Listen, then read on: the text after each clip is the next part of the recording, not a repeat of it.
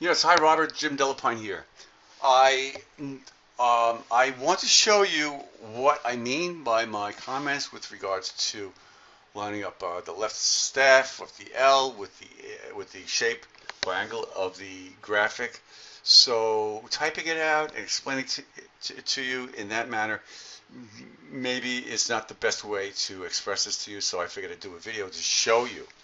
All right. So now your image, it's a PDF file, but you did not save that directly or save it correctly from the Illustrator file. Because if you did, I'd be able to see the outlines of this and be able to edit it. So if I go to outline mode, you can see that I can't see the shapes, and I should be able to.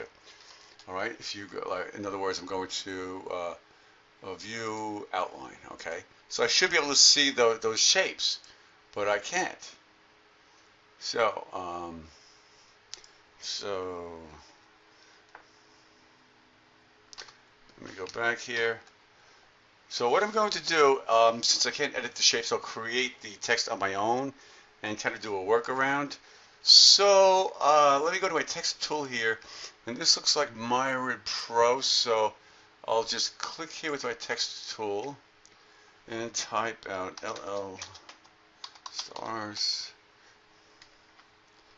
and actually it looks like the size is pretty good. Huh, interesting. It just so happens that it's the size I need, okay?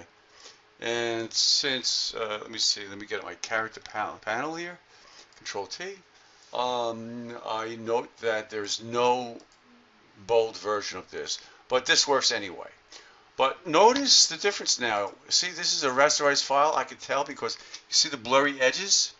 All right, that is an indication of a rasterized file, as opposed to a vector file, which has these nice, crisp, clean edges, which is why Illustrator is used. Okay, so let's work with this text here, and let me bring up my layers panel, F7, and I'm going to hide this LL stars and use this one instead here, okay? So, we stretch it out to kind of like just match. Excuse me, my coughing. Still trying to get over it being sick. All right, so now I'm going to create two new layers and bring the text up to the top layer by clicking and dragging this little box here. Okay, so now this text here is on the top layer, and my reason for doing this is so let me grab a drink here. So that I'm now going to select the middle layer and cover up that text there. I'll put a shape over it and make it white.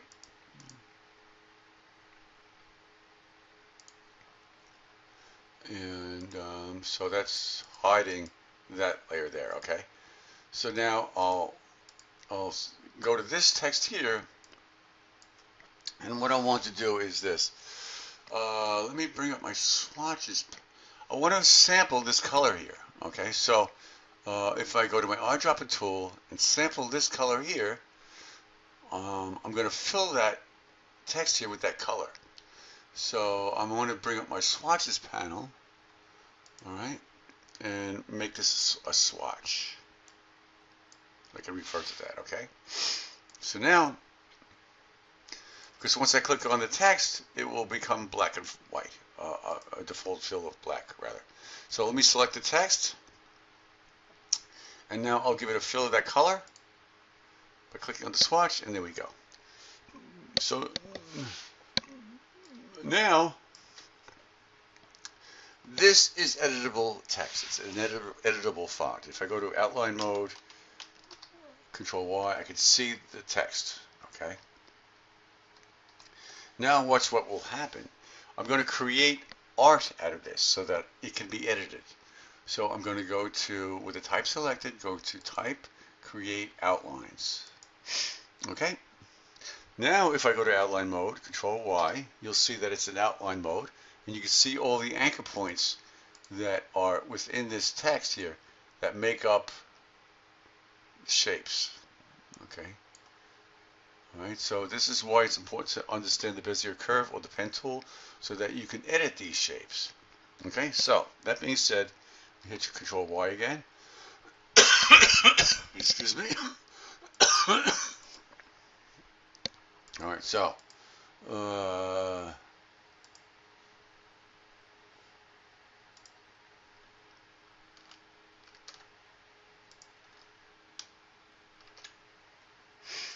right, so I'm going to go to my direct selection tool.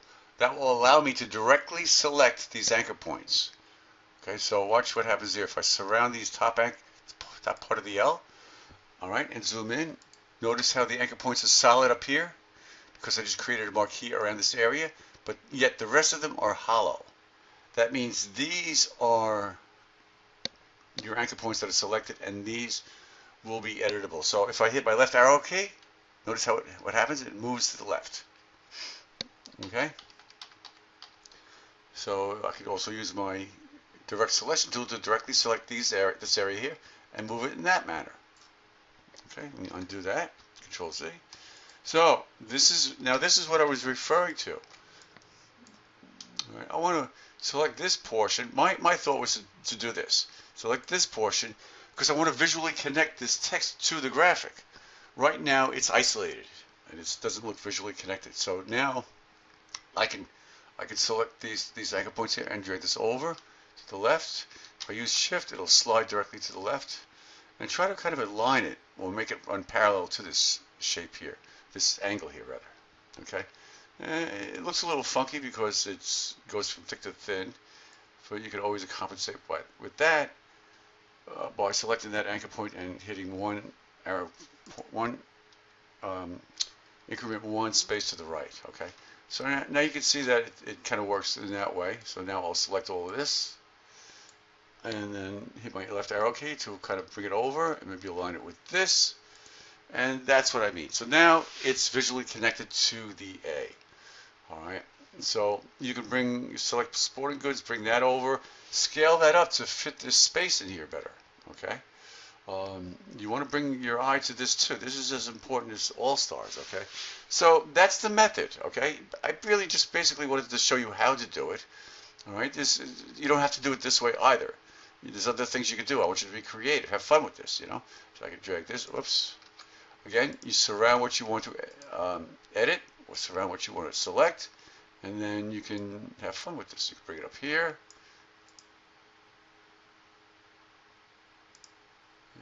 Maybe it'll look good over here. I don't know. I'll leave that up to you. Okay. So that's about it. Okay. I hope that helped, and take care.